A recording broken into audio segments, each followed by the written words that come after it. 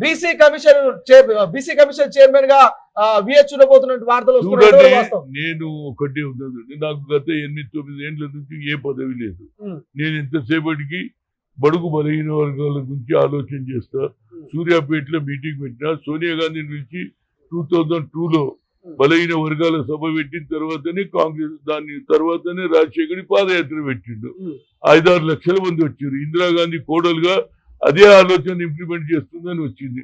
కనుక నేను ఎప్పుడు అందుగురించి కేంద్రంలో కూడా మంత్రి పదవి లేకుండా ఏది ఓబీసీ ఎంపీస్ కన్వీనర్ గా పనిచేసిన ఐఐఎంలో రిజర్వేషన్ లేదని కొట్టేస్తే మళ్ళీ నేను సోనియా గాంధీ మేడం మేము రూరల్ ఏరియాకి వెళ్ళి వస్తాము, లోకల్ లాంగ్వేజ్ ఒరియా, తమిళ్, కన్నడ, తెలుగులో మేము మాట్లాడతాం. కానీ knowledge is not anybody's property, God he's given everybody.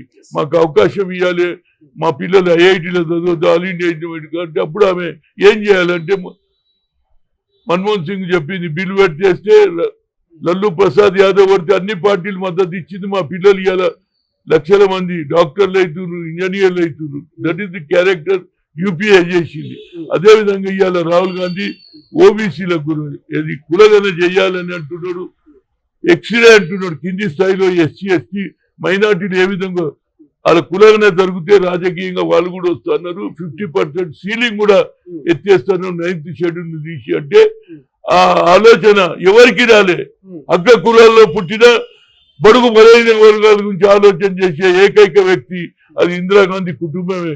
Sonia Gandhi కానీ రాజీవ్ గాంధీ కూడా, నేను పిసిసి ప్రెసిడెంట్ ఉన్నప్పుడు you make it executive as a social justice. 23 జిల్లాలు ఉంటే 18 జిల్లాలలో అగ్ర కులాల వాళ్ళే ఉందరు.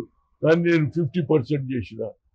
అందుగురించి నాకు ఒకసారి అవకాశం వచ్చింది ముఖ్యమంత్రి, కానీ నన్ను కానియలేదు. ఇంకోసారి ఛాన్స్ వచ్చింది, ఆయననే వెళ్ళిపోయిండు. ఏదైనా నాకు పదవి ఉన్నా లేకున్నా రాహుల్ గాంధీ గారు లాస్ట్ టైం ఆయన దేశానికి ప్రధానమంత్రి కావాలంటే కులంగానే జరిగితే యావత్ భారతదేశంలో ఈయన ఒక్కడే మాట్లాడుతుందని, 90% పీపుల్కు అన్యాయం చేస్తున్నారు, 10% లాభపడుతుందని ఉద్యోగాలలో కూడా చెప్పాడు. సెక్రటరియట్ ఎంతమంది ఉంటారు, ఇవాళ జ్యుడిషియల్ అన్ని చెప్తున్నాడు. కాబట్టి ఆయనకు అవకాశం ఉంది. ఆయన పార్లమెంట్ లో బిల్లు పెడితే తప్పనిసరిగా ఇవాళ మేమంతా ఎంపీల దగ్గరికి పోయి రిక్వెస్ట్ చేసి ఆ బిల్లు పాస్ చేయడానికి చూస్తాను. అదేవిధంగా పొద్దున్న లేస్తే ఏ పేపర్ చూసినా బీసీ కులగన జరగాలి, బీసీ కులగన జరగాలి అన్ని పార్టీలు అంటున్నారు బాబు. కనుక కులగన జరిగిన తర్వాతనే పంచాయతీ నగరపాలక ఎన్నికలు జరిగితే మాకు సరి అయిన స్థానం వస్తుంది. అదే కోర్టు కూడా అడుగుతుంది, మీ జనాభా ఏదంటది ఎప్పుడు అడిగినా. మేము ఒకటి 54 అంటున్నాడు, ఒకటి 60 అంటున్నాడు. కనుక ఎంత మినిమం 50% ఉన్నాము. కనుక మాకు సరి అయిన న్యాయం జరగాలంటే రేపు పంచాయతీ నగరపాలిక అదే విధంగా మహిళా బిల్లు పెడితే కూడా రాహుల్ గాంధీ అన్నాడు మహిళలకు రిజర్వేషన్ కావాలన్నాడు. కనుక అగ్ర కులాల్లో పుట్టిన పేదవారి గురించి ఆలోచన చేసే ఆలోచన అది ఇందిరాగాంధీ కుటుంబంలోనే ఉన్నది. తప్పనిసరిగా రాహుల్ గాంధీ కులగన జయించాలి. మన దగ్గర మొదలు పెడితే మిగతా రాష్ట్రాలలో కూడా ఆల్రెడీ తమిళనాడులో 69% అన్నారు, బీహార్లో 67% అన్నారు. మన దగ్గర కూడా సరి అయిన న్యాయం జరిగితే రాజ్యాధికారంలో మా పాలు కూడా ఉంటుంది. మేము ఓట్లేసే మిషన్లు కాదు, మా ఓట్లతో ఎవడన్నా గెలుస్తాడు.